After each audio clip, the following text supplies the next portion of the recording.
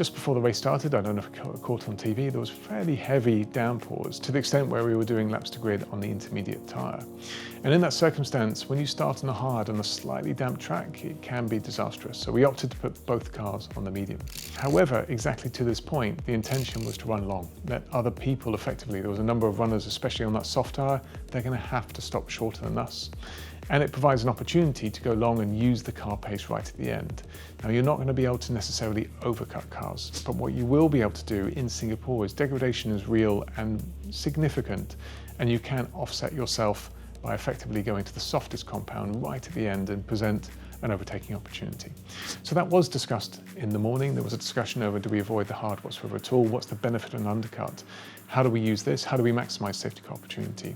And that's what really pushed us to that long stint length. Because the second benefit, although it didn't transpire, is should a safety car come out, it gives you that opportunity to really reset, fit fresher tyres than others, the whole pack is compressed together again, and you can race to the end. In the case of Alex, it was the attempt to do it with both cars. However, with Alex, as you saw, he was caught further back than Carlos. He was caught behind another car, and it just meant that he wasn't able to get into the same window behind, and that compromised his race a little bit.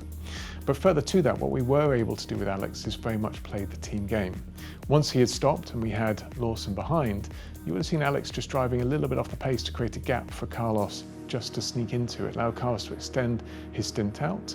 And what it meant as a result of it, and as a result of a number of cars being blocked in traffic, was when Carlos came out, he had a clear line of sight to P10 in front of him. He had to take a number of cars to get there, but it was there to take.